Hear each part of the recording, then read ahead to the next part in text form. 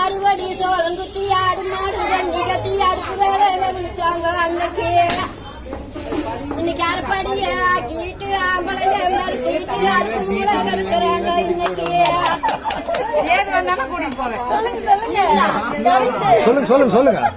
கம்மஞ்சோறு சோளத்துக்கு கருகி போனது சோறு கருக்கு நல்லா குடிச்சாங்க அன்னைக்கு. இன்னைக்கு காப்பி கடை இட்லிய கழுத்து மட்டும் தின்னு போட்டு களிய கண்டா முறைக்கிறாங்க இன்னைக்கு. அதுக்கெல்லாம் நாங்க ஒரு காட்டுக்கு இது போன தைச்சு போட்டு முகம் தைச்சுதான் போடுவோம். கந்த துணி வீத்த துணி பொறிஞ்சு போனா வீத்த துணி பொறிஞ்சு நல்லா கட்டுனாங்க அன்னைக்கு. இன்னைக்கு சிலுக்கு மேல சிலுக்கு வந்து சீரான வாயின்சு வந்து மிங்கோசுவா மீறி போச்சு இன்னைக்கு. அன்னைக்கு எந்த காலத்துலங்க எந்த காலத்துல அன்னைக்கு அத்தை மாமா பொண்ணு பார்க்க வந்தா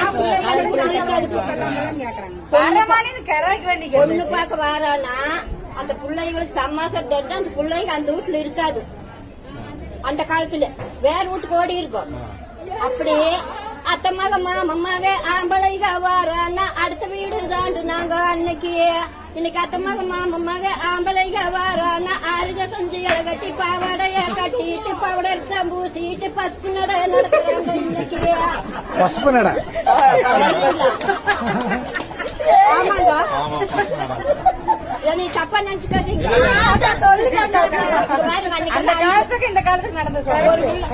அஞ்சு புள்ள 6 புள்ள இருந்தாலும் கூட ஒரு பையன் வேணும்னு பழனிக்கு 12 அமாவாசை போனாங்க. 12 அமாவாசை போவாங்க. அன்னைக்கு 5-6 பிள்ளைக்கு இருந்தாலும் ஒரு பையன் வேணும்னு அன்னைக்கு அவ்வளவு 10 இப்படி பெத்தெடுத்தாங்க. இன்னைக்கு எப்படின்னு தெரியுங்களா? இன்னைக்கு அன்னைக்கெல்லாம் புள்ள குட்டி வேணும்னு கோயக்குளம் போனாங்க கும்பிட்டாங்க சாமிகளை அன்னைக்கு. இன்னைக்கு புள்ள குட்டி வேண்டாம்னு ஊசியத்தான் போட்டுட்டு உயிர் போக நடக்கிறாங்க இன்னைக்கு. உண்மைங்களா இல்லையோ? இன்னைக்கு அந்த பிள்ளைக்கு பலனா இருக்குதுங்களா?